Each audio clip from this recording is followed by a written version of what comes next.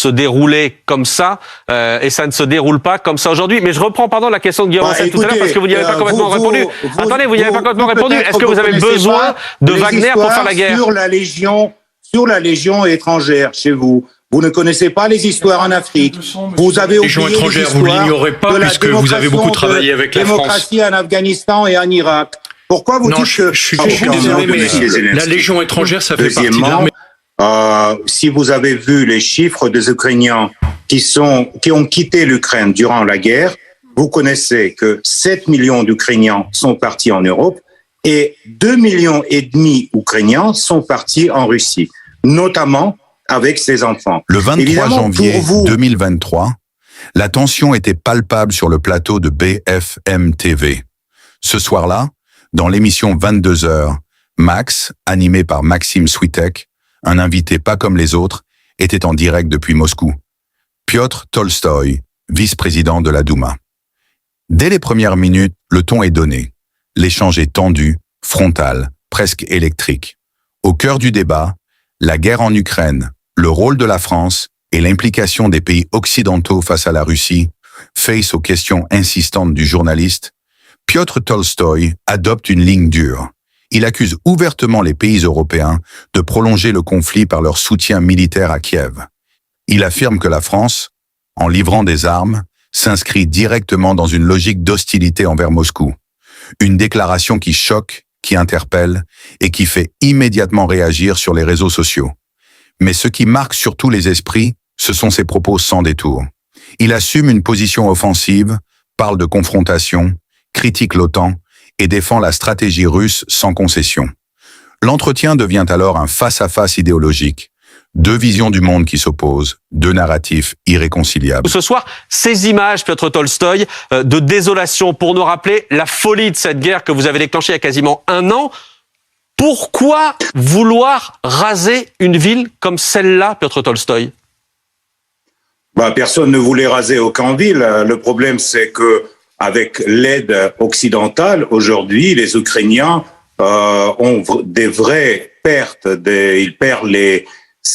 Ils ont perdu une centaine de milliers de soldats et les combats qui se déroulent sur Donbass prouvent encore une fois que cette attitude européenne, soi-disant solidarité avec l'Ukraine, amène des nouveaux morts dans cette région et dévaste les villes.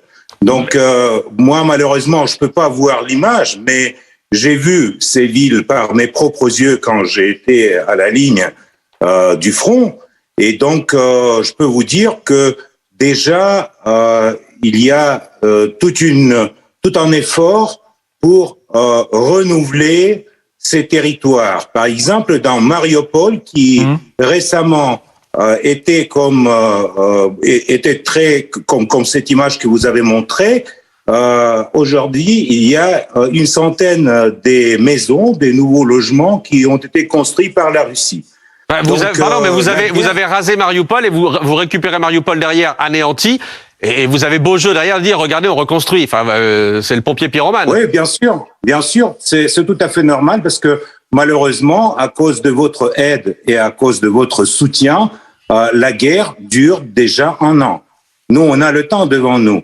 Mais pour vous, j'ai des doutes que vous avez autant de temps devant l'Europe avec la solidarité. On va en parler ce soir, Piotr Tolstoï. Évidemment, il y a du monde en plateau. Vous ne les voyez pas non plus, mais vous allez les entendre. Il y a du monde en plateau, vous le savez, pour vous interroger. Je salue Elsa Vidal, qui est arrivée avec nous, rédactrice en chef de la rédaction en langue russe de RFI. Guillaume Ancel, qui est là également, ancien officier de l'armée française, écrivain et auteur d'un Casque bleu chez les Khmers rouges aux éditions des Belles Lettres. Merci Guillaume d'être là. Sergei Girnov est là aussi, ancien officier du renseignement du KGB, auteur de L'Engrenage, que veut Poutine, aux éditions Albin Michel. Michel Goya, que je salue. Bonsoir Michel, notre consultant en défense. Ulysse Gosset est là également. Merci Ulysse d'être là. Piotr Tolstoï, je reste sur les images que l'on a vues à l'instant de Marinka et également sur ce que vous disiez sur les morts, sur les victimes. Alors vous allez sans doute contester ces chiffres, mais les Occidentaux, les Norvégiens notamment, l'armée norvégienne, ces dernières heures, estiment que cette guerre a déjà fait 180 000 morts ou blessés côté russe, 130 000 côté ukrainien, en comptant les victimes civiles. Pour quel résultat 1 an après, Piotr Tolstoï? C'est une boucherie pour rien. Non, pas du tout. C'est pour la victoire dans cette guerre. Mais vous me permettez d'avoir les doutes sur l'information de la marine norvégienne. C'est un peu étonnant qu'ils sont autant au courant de tout ce qui se passe en Ukraine, parce que Norvège est quand même un peu éloignée. Mais il faut que je vous rappelle que durant 8 ans avant le début de l'opération spéciale russe, les Ukrainiens ont bombardé Donetsk et la région de Donetsk pro-russe. Durant 8 ans, ils ont dévasté les villes et les villages, et c'est pas les Russes qui ont commencé cette guerre, c'est les Ukrainiens qui ont commencé cette guerre. Et malheureusement, aujourd'hui, vous ne voyez pas, c'est ce qui s'est passé avant. Piotr Tolstoï, les pro-russes sont allés voler des terres aux Ukrainiens. Qu'est-ce qu'il vous faut de plus pour déclencher une guerre? Écoutez, voler des terres, c'est pas la même chose que voler les vies humaines. À mon avis, pour vous et pour moi, les vies humaines sont beaucoup plus importantes. J'espère que cette guerre va terminer, j'en suis sûr et certain, par notre victoire. Mais plus vous aidez à l'Ukraine, plus long sera la guerre, plus on aura des victimes. Ça, c'est clair pour nous, et pour vous, malheureusement, non. Elsa Vidal, je vous vois déjà réagir au propos de Piotr Tolstoï. Oui, effectivement, il y a beaucoup de choses à dire. Bonsoir, monsieur. Bonsoir, je voulais revenir sur un propos que vous n'avez pas pu développer, qui était que ça allait être particulièrement difficile pour nous plutôt que pour la Russie. J'imagine que quand vous dites pour nous, vous pensez à l'Europe, ou est-ce que vous pensez spécifiquement à la France? Et en quoi pensez-vous que nous sommes en situation plus difficile que la Russie dans cette guerre? Vous savez, Elsa, c'est ce qui est pour nous était étonnant, c'est que après le coup d'État de 2014, nous avons pensé que l'Ukraine va européiser, va devenir un pays plus européen. En revanche, on voit que les pays de l'Europe, les pays qui font partie de l'Union européenne, passent à l'ukrainisation. Donc le processus est à l'envers. Parce que vous êtes en train de perdre votre souveraineté.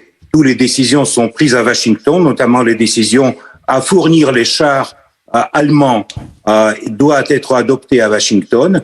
Vous avez en crise économique, et récemment sur le plateau on a parlé des grèves, mais c'est que le début parce qu'il y aura encore une crise énergétique derrière pour l'hiver prochain.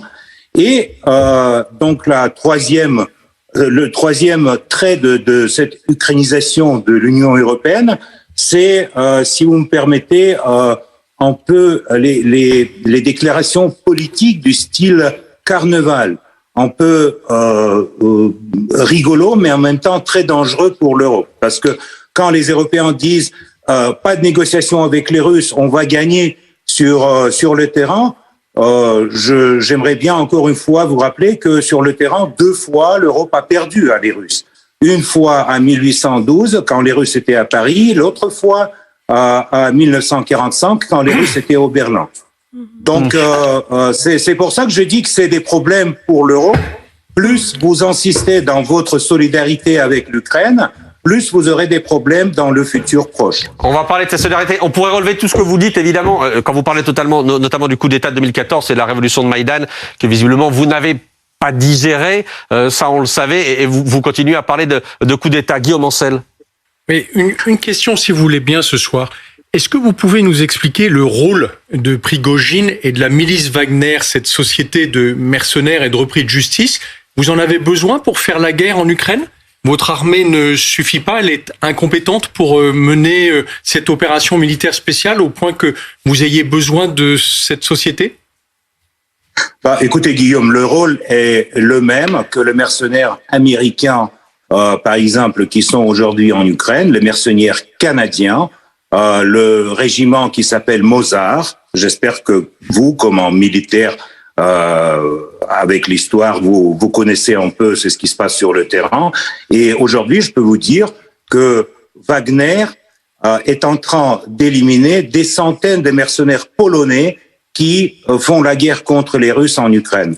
Donc, je crois qu'il faut être très prudent, parce qu'au moment quand il y a cette implication des citoyens de l'Union européenne dans la guerre contre la Russie, quand il y a l'implication par le fournissement de chars, des armements en solidarité avec la pauvre Ukraine, vous êtes sur la glace assez fragile. Parce que Maxime Switek tente de pousser son invité dans ses retranchements. Ce passage sur BFM TV ne fut pas une simple interview. C'était un moment médiatique fort, révélateur des tensions diplomatiques du moment. Un échange qui illustre à quel point le conflit dépasse le terrain militaire pour s'installer aussi dans la bataille de la communication. Ce soir-là, les mots étaient des armes. Et le plateau de télévision est devenu, le temps d'une émission, un champ d'affrontement politique. Alors, que faut-il retenir de cette interview? Une démonstration de fermeté? Une stratégie de communication? Ou le signe d'un fossé devenu presque impossible à combler entre la Russie et l'Occident? Dis-moi en commentaire ce que tu en penses. Et si tu veux d'autres analyses percutantes sur les grands moments médiatiques et politiques, abonne-toi dès maintenant pour ne rien manquer.